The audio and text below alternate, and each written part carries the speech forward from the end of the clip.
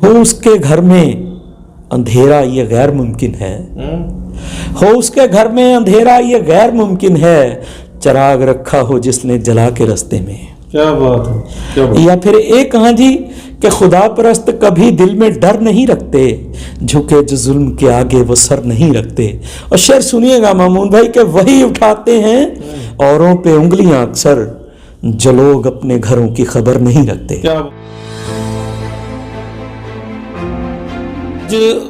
फिर knowledge today ਦੇ ਉੱਪਰ ਇੱਕ ਨਾਇਬ ਪਰਸਨੈਲਿਟੀ ਲੈ ਕੇ ਹਾਜ਼ਰ ਹਾਂ ਮੈਂ, ਔਰ ਬੜੀ ਖੁਸ਼ੀ ਦੀ ਗੱਲ ਹੈ ਕਿ ਅੱਜ ਸਾਨੂੰ ਟਾਈਮ ਦਿੱਤਾ ਹੈ ਜ਼ਮੀਰ ਅਹਿਮਦ ਜ਼ਮੀਰ ਸਾਹਿਬ, ਜੋ ਮਲੇਰਕੋਟਲੇ ਦੀ ਨਾ ਸਿਰਫ ਇੱਕ ਨਾਇਬ ਪਰਸਨੈਲਿਟੀ ਹਨ ਬਲਕਿ ਇੱਕ ਐਸੇ ਸ਼ਾਇਰ ਨੇ ਜਿਨ੍ਹਾਂ ਨੂੰ ਹਰ ਤਬਕਾ ਹਰ ਕਿਸਮ ਦਾ ਬੰਦਾ ਪਸੰਦ ਕਰਦਾ ਹੈ। ਔਰ ਇੱਕ ਹੋਰ ਇਹਨਾਂ ਦੀ ਸਿਫਤ ਮੈਂ ਦੱਸ ਦੇਵਾਂ ਕਿ 5 ਤਖਤਾਂ ਤੋਂ ਸਨਮਾਨਿਤ ਨੇ। ਐਸੀ ਕੀ ਮਤਲਬ ਗੱਲ ਹੈ, ਐਸੀ ਕੀ ਮਤਲਬ ਇਹਨਾਂ ਦੇ ਵਿੱਚ ਖਾਸੀਅਤ ਹੈ ਕਿ 5 ਤਖਤਾਂ ਨੇ ਇਹਨਾਂ ਨੂੰ ਸਨਮਾਨਿਤ ਕੀਤਾ। ਆਪਾਂ ਗੱਲ ਕਰਾਂਗੇ ਜ਼ਮੀਰ ਅਹਿਮਦ ਜ਼ਮੀਰ ਸਾਹਿਬ ਦੇ ਨਾਲ, ਆਓ ਵੈਲਕਮ ਕਹੀਏ। ਜ਼ਮੀਰ ਸਾਹਿਬ, ਸਭ ਤੋਂ ਪਹਿਲਾਂ ਮੈਂ ਵੈਲਕਮ ਕਹੂੰਗਾ ਮੇਰੇ ਚੈਨਲ ਨੌਲੇਜ ਟੁਡੇ ਦੇ ਵਿੱਚ, ਔਰ ਬਹੁਤ ਬਹੁਤ ਸ਼ੁਕਰੀਆ ਆਉਣ ਵਾਸਤੇ। ਬਿਸਮਿल्लाह रहमान रहीम। ਕਾਬਿਲ ਸਦ ਇਹਤਰਾਮ ਨੌਲੇਜ ਟੂਡੇ ਦੇ ਤੁਹਾਡੀ ਸਾਰੀ ਸਮੁੱਚੀ ਟੀਮ ਦੇ ਨਾਲ ਆਪ ਜੀ ਨੂੰ ਸਰ ਮੇਰੇ ਲਈ ਬਾਇਸੇ ਫਖਰ ਹੈ ਕਿ ਅੱਜ ਮੈਂ ਨੌਲੇਜ ਟੂਡੇ ਦੇ ਵਿੱਚ ਨੌਲੇਜ ਲੈਣ ਦੇ ਲਈ ਆਇਆ। ਜੀ ਸਰ, ਨੌਲੇਜ ਤੁਹਾਡੇ ਤੋਂ ਲੈਣੀ ਹੈ ਸੀ ਔਰ ਬਹੁਤ ਕੁਝ ਜਾਣਨਾ ਹੈ, ਔਰ ਸ਼ੁਕਰੀਆ ਇੱਕ ਵਾਰ ਫਿਰ। ਸ਼ੁਕਰੀਆ ਦੇ ਨਾਲ ਇੱਕ ਸਰ ਕੁਐਸਚਨ ਹੈ। ਸਭ ਤੋਂ ਪਹਿਲਾਂ ਮੈਂ ਚਾਹੂੰਗਾ ਥੋੜਾ ਜਿਹਾ ਆਪਾਂ ਨਜ਼ਰਸਾਨੀ ਕਰੀਏ ਤੁਹਾਡੀ ਜ਼ਾਤੀ ਜ਼ਿੰਦਗੀ ਦੇ ਉੱਪਰ। ਸਰ, ਜਦੋਂ ਸ਼ੁਰੂਆਤ ਕੀਤੀ, ਕਰੀਅਰ ਦੀ ਸ਼ੁਰੂਆਤ ਕਿੱਥੋਂ ਹੋਈ, ਕੀ ਕਰਦੇ ਹੋ ਤੁਸੀਂ? ਅਸੀਂ ਸਰ ਅਲਹਮਦੁਲਿਲਾ ਇਸਲਾਮੀਆ ਸੀਨੀਅਰ ਸੈਕੰਡਰੀ ਸਕੂਲ ਦੇ ਪ੍ਰੋਡਕਟ ਹਾਂ ਜੀ। ਉੱਥੇ ਸਾਡੇ ਉਸਤਾਦ ਲੋਕ ਸਾਨੂੰ ਪਹਿਲਾਂ ਹੀ ਦਰਸ ਤਦਰੀਸ ਦੇ ਨਾਲ ਅਦਬ ਅਤੇ ਸਤਿਕਾਰ ਸਿਖਾਉਂਦੇ ਸੀਗੇ ਜੀ। ਅਦਬ ਆਪਣੇ ਬੜਿਆਂ ਦਾ, ਸਤਿਕਾਰ ਹਰ ਇੱਕ ਜ਼ਾਤ ਦਾ, ਹਰ ਇੱਕ ਮਜ਼ਹਬ ਦਾ, ਹਰ ਇੱਕ ਧਰਮ ਦਾ। ਜਿਸ ਤਰ੍ਹਾਂ ਕਿ ਸਾਡੇ ਸ਼ਹਿਰ ਦੀ ਰਿਵਾਇਤ ਹੈ ਆਪਸੀ ਭਾਈਚਾਰਕ ਸਾਂਝ ਦੀ, ਹੈ ਨਾ, ਇਸੇ ਤਰ੍ਹਾਂ ਹੀ ਸਕੂਲਾਂ ਦੀ ਤਰਬੀਅਤ, ਘਰ ਦਾ ਮਾਹੌਲ, ਮੁਹੱਲੇ ਦਾ ਮਾਹੌਲ। ਔਰ ਯਕੀਨ ਜਾਣਿਓ ਕਿ ਸਾਡਾ ਮੁਹੱਲਾ ਅੱਲਾ ਦੇ ਕਰਮ ਨਾਲ ਅਜਿਹਾ ਮੁਹੱਲਾ ਹੈ ਜਿੱਥੇ ਮਗਰਿਬ ਦੀ ਅਜ਼ਾਨ ਹੁੰਦੀ ਹੈ ਉੱਥੇ ਹਿੰਦੂਆਂ ਦੇ ਟੈਲੀਵਿਜ਼ਨ ਦੇ ਵੋਲੀਅਮ ਡਾਊਨ ਹੋ ਜਾਂਦੇ ਨੇ, ਅਤੇ ਜਿੱਥੇ ਪੂਰੀਆਂ ਵਾਲੇ ਮਹੱਲੇ ਮੰਦਿਰ ਦੇ ਵਿੱਚ ਆਰਤੀ ਹੁੰਦੀ ਹੈ ਉਸ ਵੇਲੇ ਚਾਹੇ ਬੱਚੇ ਚਿੜੀ ਬੱਲਾ ਖੇਲਦੇ ਹੋਣ, ਚਾਹੇ ਕ੍ਰਿਕਟ ਖੇਲਦੇ ਹੋਣ, ਉਹ ਚਾਹੇ ਗੁੱਲੀ ਡੰਡਾ ਖੇਲਦੇ ਹੋਣ, ਉਹ ਛੱਡ ਕੇ ਆਪਣੇ ਆਪਣੇ ਘਰਾਂ ਚਲੇ ਜਾਂਦੇ ਹਨ। ਅਜਿਹਾ ਮਾਹੌਲ ਸਾਨੇ ਦੇਖਿਆ ਤੇ ਫਿਰ ਉਸਤਾਦਾਂ ਦੀ ਤਰਬੀਅਤ ਦੇ ਵਿੱਚ ਬੈਠੇ ਜੀ। ਉਸਤਾਦ ਮਰਹੂਮ ਖਾਲਿਦ ਕਿਫਾਇਤ ਸਾਹਿਬ, ਉਸਤਾਦ ਅਨਵਾਰ ਆਜ਼ਰ ਸਾਹਿਬ ਤੋਂ ਬਹੁਤ ਕੁਝ ਸਿੱਖਿਆ, ਪ੍ਰੋਫੈਸਰ ਮਹਿਮੂਦ ਆਲਮ ਸਾਹਿਬ ਤੋਂ ਬਹੁਤ ਕੁਝ ਸਿੱਖਿਆ। ਇਸ ਤਰ੍ਹਾਂ ਮੇਰੇ ਵੱਡੇ ਭਰਾ ਜ਼ਫਰ ਅਹਿਮਦ ਜ਼ਫਰ ਤੋਂ ਬਹੁਤ ਕੁਝ ਸਿੱਖਿਆ। ਇਹ ਲੋਕ ਆਈਡੀਅਲ ਨੇ ਸਰ। ਇਹਨਾਂ ਨੂੰ ਸੁਣ ਕੇ, ਇਹਨਾਂ ਨੂੰ ਦੇਖ ਕੇ ਅਦਬੀ ਦੁਨੀਆ ਨੂੰ ਥੋੜ੍ਹਾ ਜਿਹਾ ਮਹਿਸੂਸ ਕਰਨ ਦੀ ਕੋਸ਼ਿਸ਼ ਕੀਤੀ। ਦੂਜੀ ਸਭ ਤੋਂ ਵੱਡੀ ਕਾਮਯਾਬੀ ਇਹ ਰਹੀ ਸਰ ਕਿ ਇਸਲਾਮ ਦੇ ਆਖਰੀ ਨਬੀ ਹਜ਼ਰਤ ਮੁਹੰਮਦ ਮੁਸਤਫਾ ਸੱਲੱਲਾਹੁ ਅਲੈਹਿ ਵਸੱਲਮ ਦੇ ਨਵਾਸੇ ਹਜ਼ਰਤ ਇਮਾਮ ਹੁਸੈਨ ਦੇ ਜਿਹੜੇ ਗਮ ਦੇ ਜਾਂ ਵਿਲਾਦਤ ਜਾਂ ਸ਼ਹਾਦਤ ਦੇ ਜਿਹੜੇ ਦਿਨ ਹਨ ਨਾ ਜੀ, ਆਪਾਂ ਇਹ ਮਜਲਿਸ ਦੇ ਤੌਰ 'ਤੇ ਮਨਾਉਂਦੇ ਹਾਂ, ਹੈ ਨਾ। ਇੱਕ ਮਾਹੌਲ ਹੈ ਸ਼ੀਆ ਸੁੰਨੀ ਦੇ ਫਿਰਕੇ ਨੂੰ ਆਪਾਂ ਦੂਰ ਕਰਕੇ ਵੀ ਜੇ ਗੱਲ ਕਰੀਏ, ਮਜਲਿਸਾਂ ਜ਼ਿਕਰ ਹੁਸੈਨ ਦੀਆਂ ਮਜਲਿਸਾਂ ਇੱਕ ਯੂਨੀਵਰਸਿਟੀ ਦਾ ਕੰਮ ਕਰਦੀਆਂ ਹਨ ਔਰ ਇੱਕ ਦਰਸ ਤਦਰੀਸ ਦੀ ਦਰਸਗਾਹ ਵੀ ਹੈ। ਉਹ ਮਜਲਿਸਾਂ ਦੇ ਵਿੱਚ ਆਉਣਾ ਜਾਣਾ ਉੱਥੋਂ ਤੇ ਬਹੁਤ ਕੁਝ ਸਰ ਮੇਰੀ ਜ਼ਿੰਦਗੀ 'ਤੇ ਪ੍ਰਭਾਵਿਤ ਕਰਦਾ ਹੈ ਜੀ।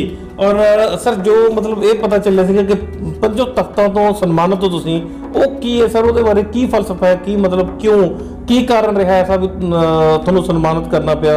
ਆਪਾਂ ਗੱਲ ਕਰੀਏ ਫਿਰ ਵੀ ਧਾਰਮਿਕ ਕੁਝ ਡਿਫਰੈਂਸ ਹੁੰਦਾ ਹੈ। ਚਲੋ 9 ਮਾਸ ਦਾ ਰਿਸ਼ਤਾ ਹੈ ਮੁਸਲਿਮ ਤੇ ਸਿੱਖਾਂ ਦੇ ਵਿੱਚ, ਇਹਦੇ 'ਚ ਕੋਈ ਸ਼ੱਕ ਨਹੀਂ ਹੈ, ਲੇਕਿਨ ਫਿਰ ਵੀ ਮੈਂ ਇੱਕ ਗੱਲ ਪੁੱਛਣਾ ਚਾਹੂੰਗਾ ਸਰ, ਬੀਇੰਗ ਅ ਮੁਸਲਿਮ ਕਿਵੇਂ ਮਹਿਸੂਸ ਕਰਦੇ ਹੋ ਔਰ ਕਿਉਂ ਸਨਮਾਨਿਤ ਹੋਏ? ਮਾਮੂਨ ਜੀ, ਬਹੁਤ ਅੱਛਾ ਸਵਾਲ ਹੈ ਤੁਹਾਡਾ, ਪੱਤਰਕਾਰਾਂ ਵਾਲਾ ਸਵਾਲ ਹੈ ਨਾ। ਜੇ ਤੁਸੀਂ ਅੱਜ ਨੌਲੇਜ ਟੂਡੇ ਤੇ ਮੈਨੂੰ ਸੱਦਿਆ ਨਾ ਤੇ ਮੈਨੂੰ ਇੱਕ ਵਾਰੀ ਦੱਸ ਦਿੰਦੇ, ਮੈਨੂੰ ਖੁਸ਼ੀ ਹੁੰਦੀ ਹੈ ਨਾ। ਤੁਸੀਂ ਤਾਂ ਮੇਰੀ ਜਾਨ ਕੱਢ ਕੇ ਰੱਖ ਲਈ ਇਸ ਸਵਾਲ ਨੇ। ਹੁਜ਼ੂਰ ਅਰਜ਼ ਇਹ ਆ ਵੀ ਜਿਵੇਂ ਮੈਂ ਪਹਿਲਾਂ ਅਰਜ਼ ਕੀਤਾ ਕਿ ਆਪਣਾ ਜਿਹੜਾ ਮਾਹੌਲ ਹੈ, ਭਾਈਚਾਰੇ ਦਾ ਮਾਹੌਲ ਹੈ।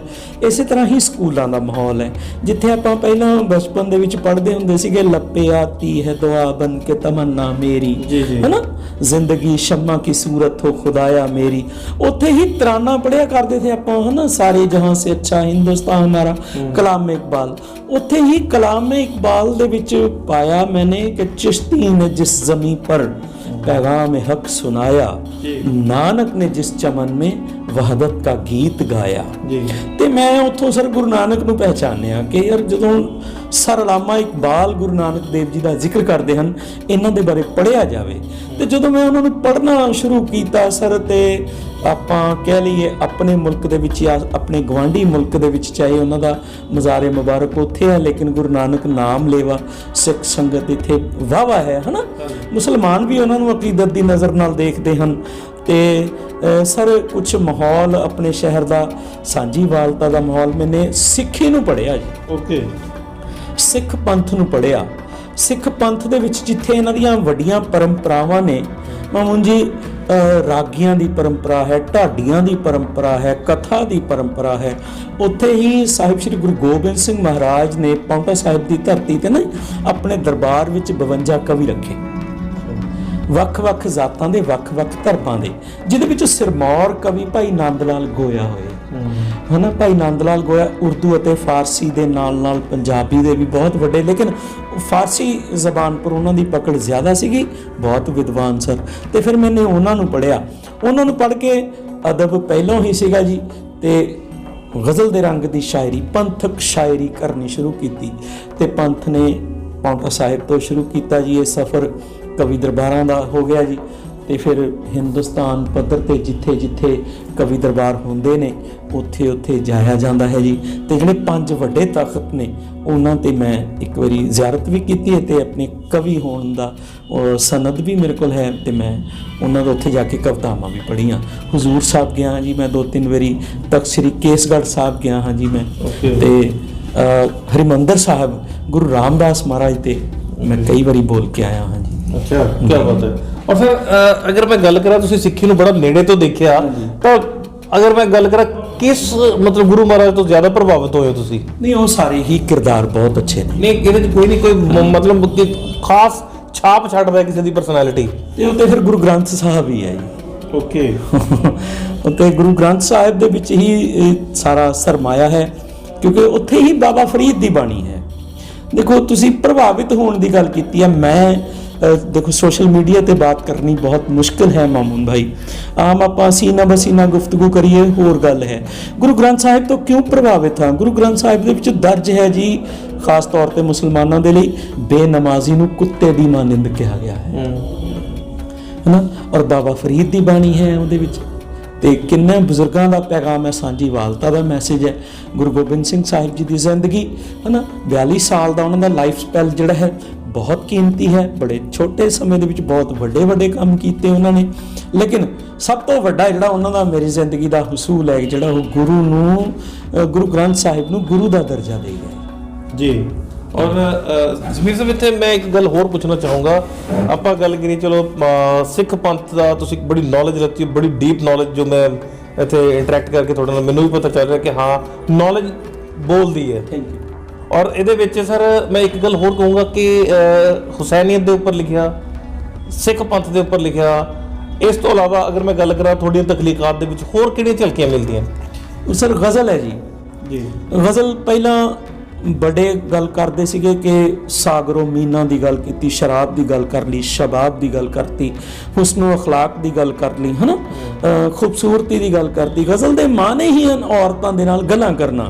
लेकिन जो गज़ल ने तरक्की की, जिस तरह के डॉक्टर राहत इंदौरी साहब, उस्ताद मुनव्वर राणा साहब, है ना, ये बड़े पैनल के वसीम बरेलवी साहब, इस तरह के लोगों सुनना, जो देखना या पढ़ना सुनिया इन्हों तो गज़ल की मुहब्बत जागी।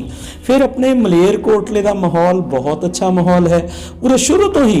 उस्ताद खालिद किफ़ायत का एक शेर के नाल मैं आगाज़ गुफ्तगू ही करूँगा, है ना। वो कहने कि मुझसे पूछो मैं बुनियाद का पत्थर हूँ, मरहूम खालिद किफ़ायत साहब कह रहे हैं, मुझसे पूछो मैं बुनियाद का पत्थर हूँ, घर की छत का बोझ उठाना कैसा है। क्या बात है, बहुत सही। और अनवार आज़र साहब की गल करिए, अनवार आज़र साहब कह रहे हैं कि कहने की जो बात थी अब तक बाकी है, कहने की जो बात थी अब तक बाकी है, मिलने को 100 बार मिले तन्हाई में। क्या बात। और प्रोफेसर महमूद आलम साहब की मैं गल करा तो वो कह रहे हैं कि छत से उड़ा तो लौट के आया न फिर कभी। प्रोफेसर महमूद आलम, छत से उड़ा तो लौट के आया न फिर कभी, बिखरा है उसका रिज्क न जाने कहाँ कहाँ। डॉक्टर असलम हबीब साहब की गल करदा मैं, वो कहते हैं कि जबान काटी खुशा बसा भी बख्श मुझे, जबान काटी खुशाब असा भी बख्श मुझे, तेरा कलाम सुनाऊं मैं बेजबानी क्या। डॉक्टर असलम हबीब साहब। प्रोफेसर मोहम्मद रफ़ी साहब की गल करिए, वो कह रहे हैं कि जहां तू हो तेरी नमाज हो, जहां दिल सरापा नयाज हो, जहां अपना एक ही राज हो, मुझे ऐसी राह पे डाल दे।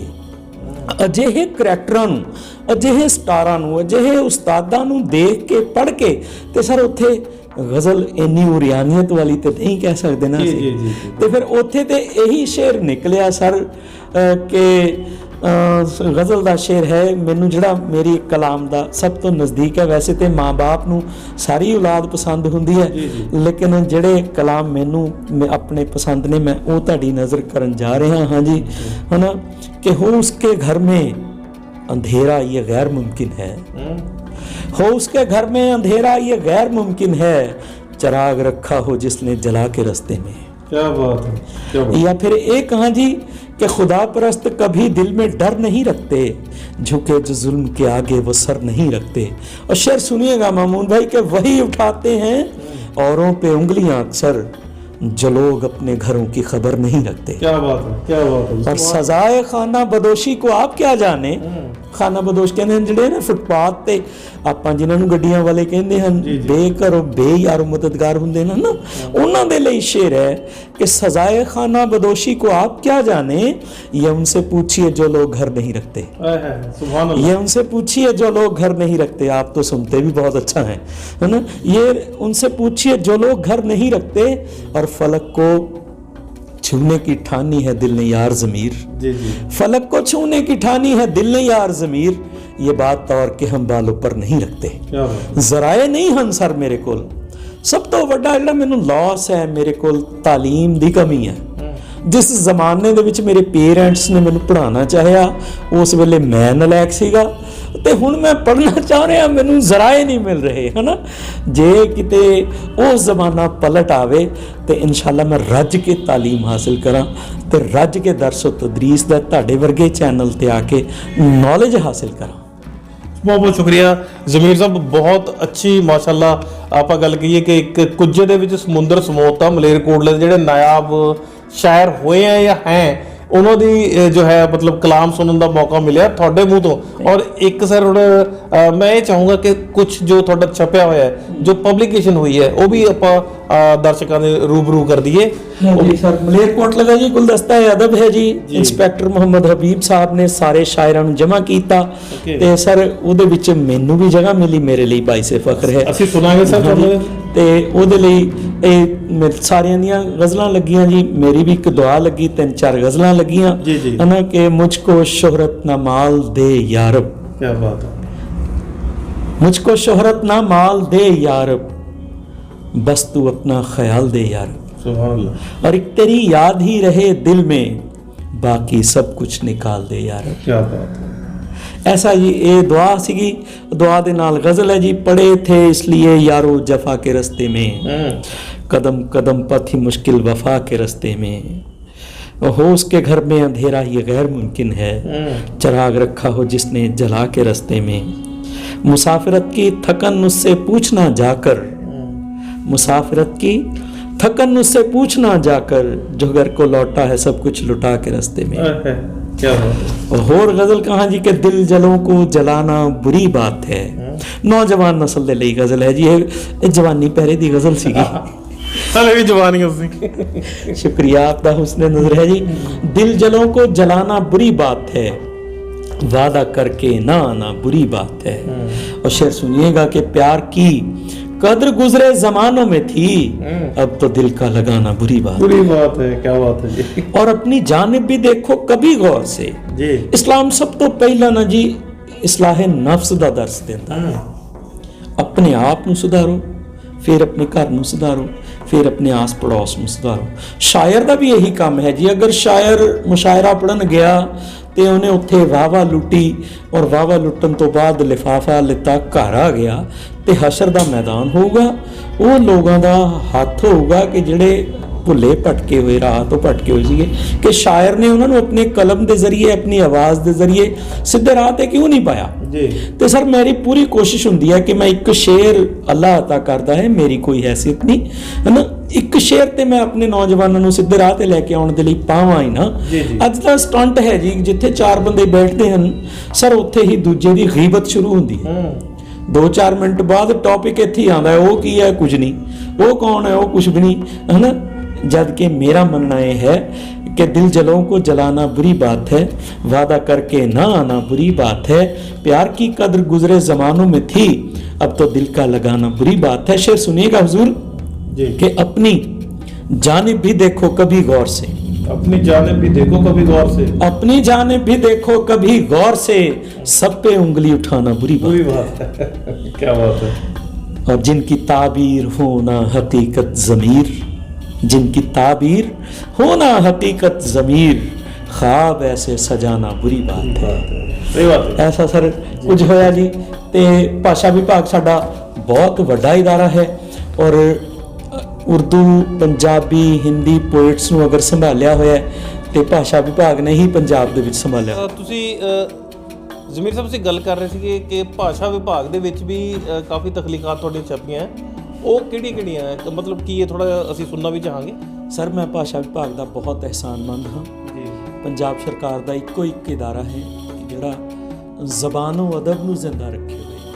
ਉਹ ਕਿਸੇ ਵੀ ਪੰਜਾਬੀ ਹੋਵੇ, ਚਾਹੇ ਉਰਦੂ ਹੋਵੇ, ਹਿੰਦੀ ਹੋਵੇ, ਜ਼ਬਾਨੋ ਅਦਬ ਨੂੰ ਜ਼ਿੰਦਾ ਰੱਖਣ ਵਾਲਾ ਇਦਾਰਾ ਪੰਜਾਬ ਦੇ ਵਿੱਚ ਹੈ ਤੇ ਭਾਸ਼ਾ ਵਿਭਾਗ ਹੈ। ਭਾਸ਼ਾ ਵਿਭਾਗ ਨੇ ਬਹੁਤ ਸਾਰੇ ਸ਼ਾਇਰਾਂ ਨੂੰ ਮੁਹੱਬਤ ਵੀ ਕੀਤੀ ਔਰ ਮੈਗਜ਼ੀਨ ਪ੍ਰਵਾਜ਼-ਏ ਅਦਬ ਨੰਬਰ ਵੀ ਕੱਢੇ। ਮੇਰੇ ਸ਼ਹਿਰ ਦੇ ਲਈ ਬੜਾ ਫਖਰ ਮਹਿਸੂਸ ਕਰਦਾ ਹਾਂ ਜੀ ਮੈਂ ਕਿ ਮਲੇਰਕੋਟਲਾ ਨੰਬਰ ਉਹਨਾਂ ਨੇ ਕੱਢ ਕੇ ਜੋ ਮਲੇਰਕੋਟਲਾ ਨੂੰ ਇੱਜ਼ਤ ਬਖਸ਼ੀ ਹੈ। ਅਸੀਂ ਪੰਜਾਬ ਸਰਕਾਰ ਦੇ ਔਰ ਖਾਸ ਤੌਰ 'ਤੇ ਇਦਾਰਾ ਭਾਸ਼ਾ ਵਿਭਾਗ ਦੇ ਉਹਨਾਂ ਦੇ ਸਟਾਫ ਦੇ ਡਾਇਰੈਕਟਰ ਸਾਹਿਬਾਂ ਦੇ ਬੇਹੱਦ ਮਸ਼ਕੂਰ ਮਮਨੂਨ ਹਾਂ ਕਿ ਉਹਨਾਂ ਨੇ ਜੇ ਮਲੇਰਕੋਟਲਾ ਨੰਬਰ ਕੱਢਿਆ ਸਰ, ਤੇ ਤਾਂ ਵੀ ਇਹਦੇ ਵਿੱਚ ਵੀ ਮੇਰਾ ਆਰਟੀਕਲ ਲੱਗਿਆ ਔਰ ਮੇਰਾ ਕਲਾਮ ਵੀ ਲੱਗਿਆ ਗਾਹੇ ਵਗਾਹੇ, ਹੈ ਨਾ, ਮਲੇਰਕੋਟਲੇ ਨੰਬਰ ਦੇ ਵਿੱਚ। ਔਰ ਉਸ ਤੋਂ ਬਾਅਦ ਗੁਰੂ ਨਾਨਕ ਨੰਬਰ ਕੱਢਿਆ ਜੀ ਪ੍ਰਵਾਜ਼-ਏ ਅਦਬ ਨੇ ਸਰ। ਜੀ ਪ੍ਰਵਾਜ਼-ਏ ਅਦਬ ਨੇ ਗੁਰੂ ਨਾਨਕ ਨੰਬਰ ਕੱਢਿਆ ਜੀ, ਤੇ ਉਹਦੇ ਵਿੱਚ ਵੀ ਗੁਰੂ ਨਾਨਕ ਦੇਵ ਜੀ ਦਾ ਕਲਾਮ ਵੀ ਲਾਇਆ ਤੇ ਮੇਰੀ ਤਰਫੋਂ ਇੱਕ ਆਰਟੀਕਲ ਵੀ ਲਾਇਆ। ਖਾਸ ਤੌਰ ਪਰ ਜ਼ਮੀਰ ਅਲੀ ਜ਼ਮੀਰ ਭਾਸ਼ਾ ਵਿਭਾਗ ਦਾ, ਕਿਉਂਕਿ ਜ਼ਬਾਨ ਨੂੰ ਸੰਭਾਲੇ ਹੋਏ ਹੈ, ਬੇਹੱਦ ਮਸ਼ਕੂਰ ਮਮਨੂਨ ਹੈ ਜੀ। ਜ਼ਮੀਰ ਸਾਹਿਬ ਉਰਦੂ ਸ਼ੇਰ ਸੁਣ ਲਏ ਤੁਹਾਡੇ ਕੋਲੋਂ, ਸਰ ਹੋਰ ਕਿਹੜੀ ਜਿਹੜੀ ਲੈਂਗੁਏਜ ਹੈ ਜਿਹਦੇ ਤੇ ਤੁਸੀਂ ਆਪਾਂ ਕਹਿੰਦੇ ਤੁਹਾਨੂੰ ਅਬੂਰ ਹੈ ਔਰ ਤੁਸੀਂ ਸੇਵਾ ਕਰ ਰਹੇ ਹੋ ਲੈਂਗੁਏਜ ਦੀ? ਅਬੂਰ ਤੇ ਜ਼ਬਾਨ ਪਰ ਹੋ ਨਹੀਂ ਸਕਦਾ ਕਿਸੇ ਨੂੰ ਵੀ ਸਰ, ਹੈ ਨਾ, ਕਿਉਂਕਿ ਜ਼ਬਾਨ ਭਾਸ਼ਾ ਇੱਕ ਸਮੁੰਦਰ ਹੈ ਜੀ। ਇੱਕ ਮੈਂ ਤਾਰੀਖੀ ਵਾਕਿਆ ਅਗਰ ਤੁਸੀਂ ਇਜਾਜ਼ਤ ਦਿਓ ਤੇ ਮੈਂ ਤੁਹਾਨੂੰ ਅਰਜ਼ ਕਰ ਦਿਆਂ। ਉਸਤਾਦ ਤਾਨਸੈਨ ਸਾਹਿਬ ਨੂੰ ਕਿਸੇ ਨੇ ਪੁੱਛਿਆ ਕਿ ਤੁਸੀਂ ਕਲਾਸੀਕਲ ਸੰਗੀਤ ਦੇ ਮਾਹਿਰ ਹੋ, ਤੁਹਾਡੇ ਕੋਲ ਕਿੰਨਾ ਇਲਮ ਹੈ? ਉਹ ਉਸਤਾਦ ਲੋਕ ਹੀ ਹੁੰਦੇ ਆ। ਉਹ ਬੰਦੇ ਦੀ ਬਾਂਹ ਫੜ ਕੇ ਨਹਿਰ ਦੇ ਕਿਨਾਰੇ ਲੈ ਗਏ। ਨਹਿਰ ਬਹੁਤ ਠਾਠਾਂ ਮਾਰਦਾ ਦਰਿਆ ਵਗ ਰਿਹਾ ਸੀਗਾ ਜੀ। ਉਹ ਚੁੱਲੂ ਭਰ ਕੇ ਆਏ ਦੇਖ ਕੇ ਉਹਨਾਂ ਨੇ ਕਿਹਾ ਕਿ ਜੀ ਮੇਰੇ ਕੋਲ ਤਾਂ ਇੰਨਾ ਕੀ ਹੈ। ਇਹੀ ਹਾਲ ਸਰ ਮੇਰੇ ਕੋਲ ਹੈ, ਹੈ ਨਾ, ਕਿ ਜ਼ਬਾਨ ਦੇ ਲਈ ਤੇ ਕੁਝ ਵੀ ਨਹੀਂ। ਮੈਂ ਕੋਸ਼ਿਸ਼ ਕੀਤੀ ਹੈ ਜੀ ਉਰਦੂ ਅਤੇ ਪੰਜਾਬੀ 'ਚ ਪੋਇਟਰੀ। ਥੋੜਾ ਸਰ ਪੰਜਾਬੀ ਵੀ ਸੁਣਾ ਵੀ ਤੁਹਾਡੇ ਕੋਲ। ਚਲੋ ਮੈਂ ਅਰਜ਼ ਕਰਦਾ ਹਾਂ ਜੀ। ਪੰਜਾਬੀ ਦੀ ਇੱਕ ਗਜ਼ਲ ਜਿਹੜੀ ਕਿ ਲੇਟੈਸਟ ਦਿੱਲੀ ਪੰਜਾਬੀ ਅਕੈਡਮੀ ਦੇ ਵਿੱਚ ਮੈਨੂੰ ਪੜ੍ਹਨ ਦਾ ਮੌਕਾ ਮਿਲਿਆ ਪੰਜਾਬੀ ਦਿਵਸ ਪਰ, ਹੈ ਨਾ।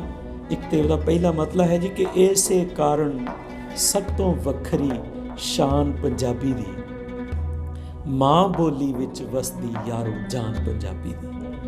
ਇੱਕ ਤਾਂ ਸਰ ਇਹ ਮੁਸਲਸਲ ਕਲਾਮ ਹੈ, ਕਿਉਂਕਿ ਸਮਾਂ ਬਹੁਤ ਥੋੜ੍ਹਾ ਹੈ। ਤੁਹਾਡੇ ਕੋਲ ਬੈਠਣਾ ਇਬਾਦਤ ਦੇ ਬਰਾਬਰ ਹੈ। ਮਾਮੂਨ ਸਾਹਿਬ ਤੁਹਾਡੇ ਚੈਨਲ 'ਤੇ ਬੈਠਣਾ। ਇੱਕ ਲੇਟੈਸਟ ਗਜ਼ਲ ਹੋਰ ਸੁਣਿਓ ਕਿ ਜਿਸ ਤੇ ਮਿਹਰ ਉਹ ਕਰ ਜਾਂਦੇ ਨੇ, ਜਿਸ ਤੇ ਮਿਹਰ ਉਹ ਕਰ ਜਾਂਦੇ ਨੇ, ਖਾਲੀ ਕਾਸੇ ਭਰ ਜਾਂਦੇ ਨੇ, ਖਾਲੀ ਕਾਸੇ ਭਰ ਜਾਂਦੇ ਨੇ। शेर सुनिएगा हुजूर कि काले बदल आउण तो पहला, काले बदल आउण तो पहला मेरे बच्चे डर जाते ने, मेरे बच्चे डर जाते ने। और काले बदल आउण तो पहला मेरे बच्चे डर जाते ने। एक शेर होर इस बहर दा ही कि चौंदी छत दे थल्ले रखे, चौंदी छत दे थल्ले रखे सारे ही भांडे भर जाते ने, चौंदी छत दे थल्ले रखे सारे ही भांडे भर जाते ने।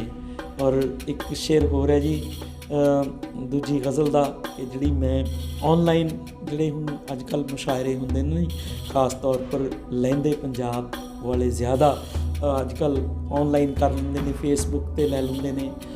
मैं उन्हां दे एक गज़ल पढ़ी ते मैनूं बहुत लोगों के फोन आए सर, उस चैनल वालियां नूं भी फोन करके लोगों ने पूछा। उसका एक शेर मेरे जहन दे विच है जी कि चंगा शेर कहण तो पहला यार ज़मीर। मतलब याद आ गया सर कि जिंदगी जीण लई की करना पैंदा है। शेर सुनिएगा दोस्तों कि जिंदगी जीण लई की करना पैंदा है, रोज़ ही जीना रोज़ ही मरना पैंदा है, रोज़ ही जीना रोज़ ही मरना पैंदा है। और रोज़ ही जीना रोज़ ही मरना पैंदा है। वसल दे दो पल यार दे नाल गुजारन लई मुलाकात है, वसल दे दो पल यार दे नाल गुजारन लई हिजर दी अग दा सागर तरना पैंदा है, हिजर दी अग दा सागर तरना पैंदा है। और आखिरी शेर इस बहर दा सर कि चंगा शेर कहण तो पहला यार ज़मीर, चंगा शेर कहण तो पहला यार ज़मीर, बुल्ले शाह जां वारिस पढ़ना पैंदा है। क्या बात है, क्या बात है, बहुत बढ़िया, बहुत अच्छा, बहुत ठीक। ਜ਼ਮੀਰ ਸਾਹਿਬ ਬਹੁਤ ਬਿਹਤਰੀਨ ਗੱਲਬਾਤ ਰਹੀ। ਇੱਕ ਫਲੋ ਦੇ ਵਿੱਚ ਅਸੀਂ ਗੱਲਬਾਤ ਕੀਤੀ। ਟਾਈਮ ਦੀ ਸ਼ਾਰਟੇਜ ਕਰਕੇ ਇਸ ਐਪੀਸੋਡ ਨੂੰ ਮੈਨੂੰ ਕੰਕਲੂਡ ਕਰਨਾ ਪੈਣਾ ਇੱਥੇ। ਔਰ ਇਨਸ਼ਾਅੱਲਾ ਅਗਲੇ ਐਪੀਸੋਡ ਦੇ ਵਿੱਚ ਅਸੀਂ ਸੁਣਦੇ ਹਾਂ ਤੁਹਾਡੀ ਸ਼ਾਇਰੀ। ਉਸ ਐਪੀਸੋਡ ਦੇ ਵਿੱਚ ਸਿਰਫ ਔਰ ਸਿਰਫ ਅਸੀਂ ਜ਼ਮੀਰ ਅਹਿਮਦ ਜ਼ਮੀਰ ਸਾਹਿਬ ਨੂੰ ਸੁਣਾਂਗੇ। ਸ਼ੁਕਰੀਆ ਸਰ ਆਉਣ ਵਾਸਤੇ। बहुत बहुत शुक्रिया सर। मेरी दुआ है कि तुहाडे वर्गे जिहड़े खिदमत खल्क करते हैं अजिहे चैनल आप जी वर्गे पत्रकार साहब मामून साहब मैनूं अज अंदरों बड़ी खुशी हुई तुहाडे नाल बैठ के। शुक्रिया, थैंक यू, बहुत बहुत शुक्रिया। ਆਪਾਂ ਗੱਲ ਕਰ ਰਹੇ ਸੀ ਜ਼ਮੀਰ ਅਹਿਮਦ ਜ਼ਮੀਰ ਸਾਹਿਬ ਦੇ ਨਾਲ। ਜੋ ਮੈਂ ਪਹਿਲਾਂ ਜੋ ਮੇਰੀ ਸਟਾਰਟਿੰਗ ਦੇ ਵਿੱਚ ਲਫ਼ਜ਼ ਸੀਗੇ ਸ਼ਾਇਦ ਉਹ ਹੁਣ ਪ੍ਰੂਫ ਮੈਨੂੰ ਦੇਣ ਦੀ ਲੋੜ ਨਹੀਂ।